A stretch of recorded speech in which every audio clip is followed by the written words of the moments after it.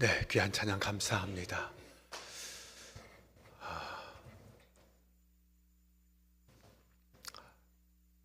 좌우에 계신 분들과 함께 이렇게 인사했으면 좋겠어요. 잘 오셨습니다. 대단하십니다. 두 가지 말씀으로 잘 오셨습니다. 대단하십니다. 네, 가정예배에 대한 말씀을 드리면서 아마 여러분들 마음속에 대단한 부담감들이 많으셨을 거라고 생각합니다. 지겨운 말씀, 어쩌면 재미없는 말씀, 그럼에도 불구하고 새벽에 나와서 함께 깨우는 여러분들의 모습이 대단하십니다. 그런 의미에서 잘 오셨고요. 여러분들의 삶이, 우리의 가정이 예배를 통하여 회복되는 것이 교회가 살고 우리의 가정이 사는 유일한 길임을 믿으시기 바랍니다. 그런 부모로서의 소망 그리고 소명을 가지고 함께 기도하는 저와 여러분 되었으면 좋겠습니다. 먼저 기도하고 시작하겠습니다. 오늘 먼저 헌금 드린 분들 소개합니다. 성상래 집사님, 이숙 권사님, 귀연복 장로님, 박정순 권사님, 손은정 집사님, 김빈규 권사님, 손병희 장로님, 박수진 권사님, 원정미 권사님, 성경택 권사님, 이동석 장로님, 김용식 권사님, 윤영래 권사님, 신태호 권사님, 김현숙 권사님, 정화자 권사님, 송혜인 권사님 기도합니다. 하나님, 우리와 함께 하시며 우리에게 사랑과 은혜와 능력을 부어주신 줄로 믿고 감사합니다. 2026년을 시작하면서 어떻게 하면 우리의 자녀손들을 살리고 그 영혼들을 주님 앞으로 인도할까 고민하며 기도합니다. 그 모든 시작의 근원에 출발에 우리의 가정들의 예배가 회복되기를 기대합니다. 그 소망을 우리에게 허락하시고 그 믿음을 더하여 주옵소서. 안 된다, 못한다 이런 생각들이 아니라 하나님이 나와 함께 하시면 할 수 있다라는 분명한 믿음의 고백이 선포되게 하시고 하나님의 역사를 경험하는 가족들이 되게 하옵소서. 주님의 은혜에 믿고 감사드리며 예수님의 이름으로 기도합니다. 아멘. 어제 사도행전 2장을 통하여 우리가 배운 가정예배의 근원은 가정에서 드리는 예배는 교회에서 드리는 예배와 동일한 예배다라고 말씀드렸습니다. 단지 장소와 시간의 차이만 있을 뿐 가정예배는 각 가정이 가족의 일부로서, 아니 교회 가족의 일부로서 집에서 드리는 공동체적 예배다라고 말씀드렸습니다. 그리고 가정예배의 목적은 복음의 확장이다라고 했어요. 가족끼리 친교하는 시간도 아니고 성경 공부 시간도 아니고 훈육의 시간도 아니라고 했습니다. 우리의 가정이 초대교회처럼 선교적 가정, 복음적 가정으로 세워지는 것이 목적이다라고 말씀드렸습니다. 이 두 가지 목적을 가지고 오늘 우리의 가정 예배를 온전하게 세워갈 수 있기를 주님의 이름으로 축원합니다. 그럼 가정 예배란 무엇일까요? 어제 말씀을 통해서 정리한다면 이렇게 말할 수 있을 것 같아요. 흩어진 교회 공동체가 각자의 집에서 드리는 정기적인 예배. 여러분, 예배의 초점은 누구를 향해 있다고 그랬죠? 하나님을 향해 있다고 그랬습니다. 네, 하나님께 초점을 맞춘 예배가 진짜 예배죠. 가정 예배도 똑같다고 했습니다. 우리가 하나님께 예배하는 것을 목적으로 하면 하나님은 우리 가족의 소통의 문제도, 상처의 문제도, 신앙 교육의 문제도 다 채워주신다는 것입니다. 그런 의미에서 우리의 가정 예배도 이 마태복음 6장 33절의 말씀을 기억해야 합니다. 다시 한번 다 같이 읽어볼까요? 시작. 그런즉 너희는 먼저 그의 나라와 그의 의를 구하라. 그리하면 이 모든 것을 너희에게 더하시리라. 아멘. 이 말씀이 무슨 뜻입니까? 우리의 삶의 우선순위를 어디에 두어라? 하나님의 나라와 의를 구하는 데 두어라. 그리하면 나머지 것들은 하나님이 책임져 주신다는 거죠. 우리가 이것을 믿어야 합니다. 믿어야 무엇을 먹을까, 무엇을 마실까 염려하는 대신 어떻게 예배드릴까, 누구랑 예배드릴까 이런 걸 염려하는 대신 먼저 집에서 예배를 시작할 수 있습니다. 그때 하나님은 예배에 부족한 것들을 하나 둘씩 채워주시고 우리의 가정이 온전히 하나님을 향할 수 있도록 만들어 주실 줄로 믿습니다. 그런 의미에서 가정 예배는 가정의 주인이신 하나님께 우리의 가정을 내어드리는 시간이라고 할 수 있어요. 말로만 내어드리는 것이 아니라 일상 속의 모든 분주함을 뒤로하고 예배를 사수할 때 내어드리는 것이 되는 거예요. 예배는 하나님의 통치에 대한 인정이기 때문입니다. 여기서 중요한 것은 가정 예배의 목적이 그냥 순수한 예배여야 한다는 거예요. 거기에 어떤 부모의 욕심이 일단 들어가서는 안 된다는 겁니다. 부모의 욕심이 들어가면 아이들은 귀신같이 알아챕니다.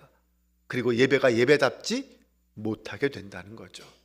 그래서 부모는 먼저 우리 마음에, 부모의 마음에 있는 예배의 동기부터 바꿔야 돼요.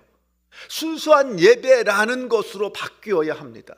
사랑하는 가족과 집에서 함께 하나님을 예배합니다 라는 마음으로 예배를 시작해야 한다는 거죠. 우리에게 믿음을 주시는 분은 오직 성령 하나님이심을 인정하고 그 앞에 예배하는 모습이어야 합니다. 그 하나님을 믿고 예배해야 한다는 거죠. 이런 마음이어야 우리 예배가 어떤 상황이나 환경이나 사건에 흔들리지 않습니다. 혼자서라도 예배하며 말씀과 기도와 찬양으로 우리의 가정이라는 이 보이지 않는 공간 속에 그 은혜를 심어야 돼요. 그러면 그것이 심어지면, 말씀과 기도와 찬양이 심어지기 시작하면, 때가 되면 하나님이 한 사람 한 사람을 아름답게 성령의 역사로 변화시켜 주시고 마침내 하나님이 기뻐하는 아름다운 열매를 맺게 하신다는 것입니다. 이것이 그의 나라와 그의 의를 먼저 구하는 가정 예배에 대한 우리의 태도입니다. 중요한 것은 정해진 시간에 정해진 장소에서 예배 드리는 거죠. 거기에 가정 예배의 성패가 달려 있습니다. 그러기에 혼자서라도 시간을 정해놓고 예배한다면 그것이 가정 예배를 드리는 것입니다. 여러분, 가족이 다 모이지 않아도 좋아요. 거기에 너무 스트레스 받으면 안 됩니다. 여기 계신 분 여러분, 엄마, 아빠 한 사람부터 시작하는 거예요. 나부터 시작하는 거예요. 부인이 예배 드리지 않는다면 예배 안 드리겠다. 아들이 참여하지 않으면 난 못해. 이런 생각 하지 말자는 거죠. 예배는 한 사람만으로도 충분합니다. 우리 하나님은 그 한 사람의 예배자를 통하여 그 예배를 세우시고 그 예배를 받으시는 분이에요. 물론 거기에 부부가 함께 한다면 더 좋겠죠. 부부가 함께 할 때 하나님이 처음 에덴 동산에서 세웠던 그 부부 관계가 회복될 수 있습니다. 그러나 언제나 시작은 한 사람이에요. 한번 저를 따라서 해보겠습니다. 가정 예배의 시작은 나 한 사람이다. 맞습니다. 한 사람의 예배자가 세워져 예배가 시작되면 그때부터 가정의 온도가 달라지기 시작합니다. 여러분, 믿는 자의 예수님의 보혈은 뜨겁습니다. 그곳에 임하는, 예배한 장소에 임하는 하나님의 성령의 임재는 가정을 따뜻하게 만듭니다. 그러면 서로를 품을 수 있는 따뜻한 관계가 만들어지고 그곳에 복음의 신비한 역사들이 일어나기 시작하는 거예요. 그런데 문제는 뭐예요? 우리의 가정 예배를 방해하는 요소들이 너무 많다는 거죠. 일단 우리의 삶이 너무 바쁩니다. 자녀들의 온갖 행동들이 가정 예배를 멈추게 합니다. 갑자기 울리는 벨소리, 카톡 하는 소리들, 그것이 예배의 자리를 떠나게 만들고 온갖 예상치 못한 상황들이 발생하면서 가정 예배는 자연스럽게 취소됩니다. 우리는 문제가 발생하면 하나님을 먼저 찾는 게 아니라 당장 그 문제 해결책을 찾으려고 해요. 그래서 가정 예배를 시작하는 순간부터, 준비하는 순간부터 영적 전쟁이 시작되는 거죠. 여러분, 한번 생각해 보십시오. 문제가 생기면 가장 먼저 붙들어야 할 분이 누굽니까? 하나님 아니에요? 무엇을 먹을까, 무엇을 마실까, 무엇을 입을까를 생각하기 전에 먼저 하나님의 나라와 의를 구하라고 했잖아요. 그러면 하나님 모든 걸 더해 주신다고 약속하셨지 않습니까? 그런데 우리는 누구랑 예배할까? 어떻게 예배할까? 무엇을 예배할까? 왜 안 될까? 거기에 마음을 빼앗기다 보니까 정작 중요한 것을 놓친다는 거죠. 모든 것을 더해 주시는 그 하나님의 언약을 믿고 시작해야 가정 예배를 지속할 수 있습니다. 믿음으로 우리의 삶의 우선순위를 먼저 하나님 앞에 내어드리는 저와 여러분 될 수 있기를 바랍니다. 여러분, 사탄의 방해는요 정말 교묘하고 지속적입니다. 우는 사자와 같이 삼킬 자를 찾는다는 말이 거짓이 아닙니다. 영적 전쟁은 실제 삶의 현장에서 일어나고 있어요. 전쟁에서는 고지를 탈환해야 하듯이 집이라는 공간을 누가 점령하느냐의 싸움으로 우리는 가정예배를 바라볼 수 있어야 합니다. 그런 영적 전쟁의 시각으로 가정예배를 바라보면 사탄의 계략들이 보이기 시작할 거예요. 사탄은 오랫동안 가정을 은혜의 사각지대로 만들려고 노력해 왔습니다. 실제로 교회에서나 직장에서는 신앙인으로 믿음으로 살아가지만 가정에서는 무방비한 상태인 그리스도인들이 많아요.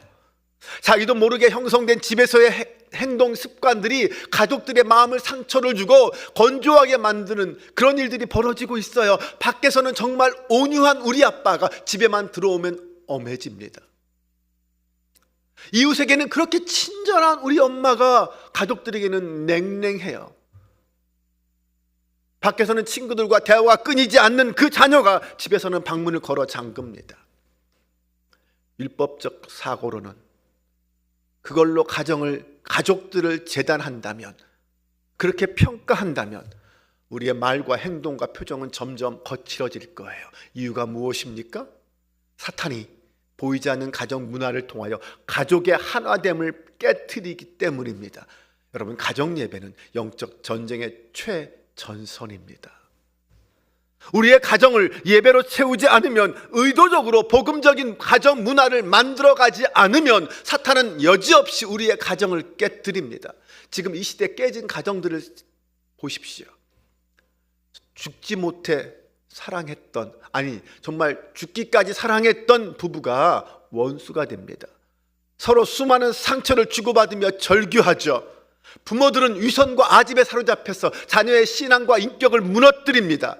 이유가 무엇입니까? 남녀 간의 성향의 차이입니까? 경제적인 문제 때문입니까? 아니에요. 본질적인 문제는 사탄이 인간의 타락한 본성을 통하여 우리의 가정을 공격하기 때문입니다.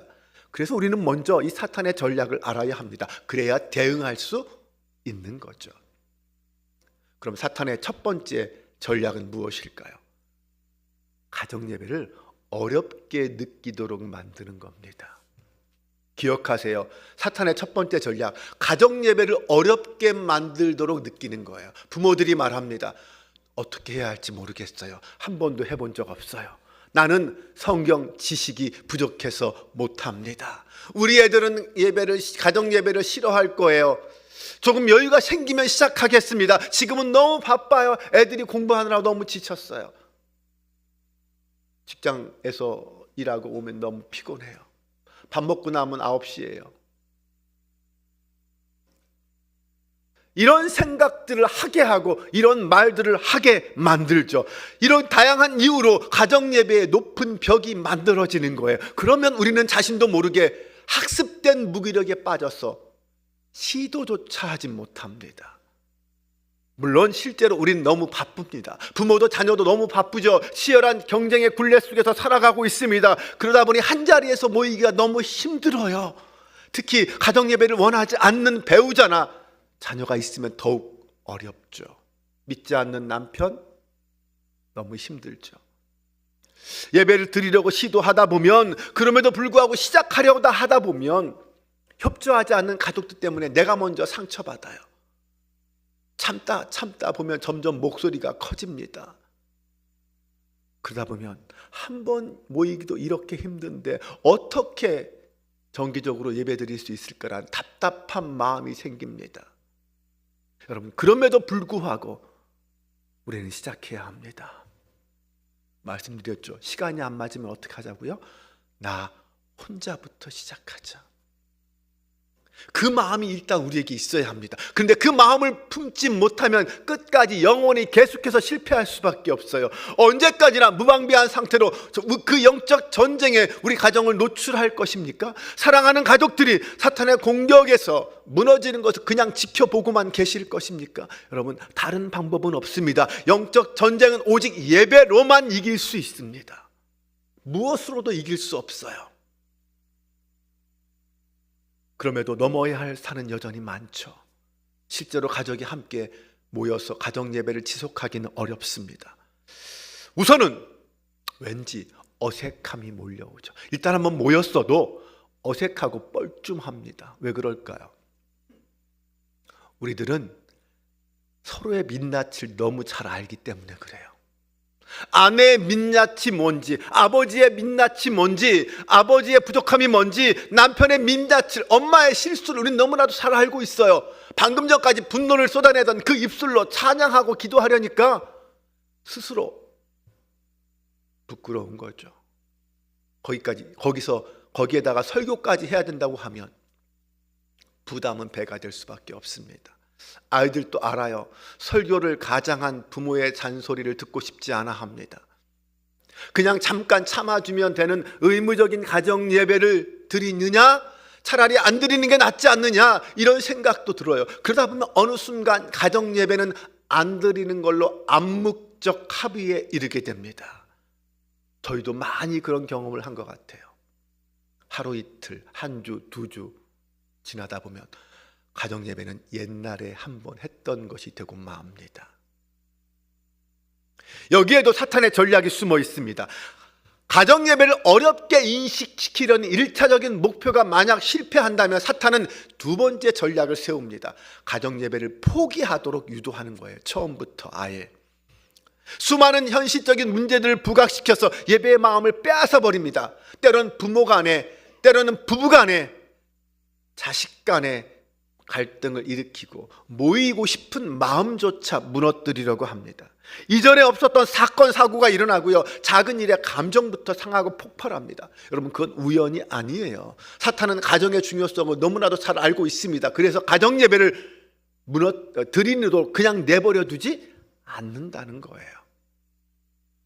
이렇게 가정 예배는 분명한 축복이지만 실천하고 지속하기가 어렵습니다. 그 중요성은 누구나 동의하지만 지속하는 가정이 적은 것이 현실입니다. 어떻게 이 문제를 해결할 수 있을까요? 우리 힘으로는 안 돼요. 우리 가정의 힘으로만은 안 됩니다. 나 혼자만의 힘으로는 안 됩니다. 그래서 그 해답은 바로 교회입니다. 우리에게는 우리의 영적 전쟁을 함께 감당할 교회 공동체가 있습니다.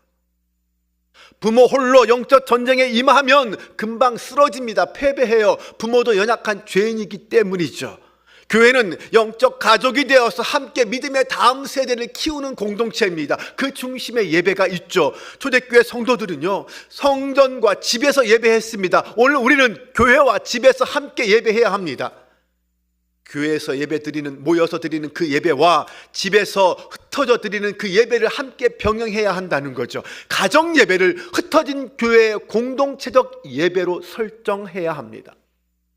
교회 공동체가 함께 자녀와 예배하는 경험을 만들어 가기 시작해야 합니다. 그래서 우리는 금년엔 세대통합 예배를 매월 한 번씩 드립니다. 이것을 위해서, 이런 인식의 전환을 위해서 먼저 우리 목사부터, 그리고 우리 부모들의 생각의 전환, 인식의 전환이 필요합니다. 여러분, 가정은 교회의 일부예요. 가정과 교회를 따로 떨어져서 생각하지 마십시오. 내 가족만 살 수 없습니다. 우리는 서로 다 연결되어 있어요. 교회가 무너지면 가정도 무너집니다. 가정이 무너지면 교회도 무너지는 거예요. 내 자녀가 아무리 잘 커도 세상이 다 악하면 당해낼 재간이 없습니다.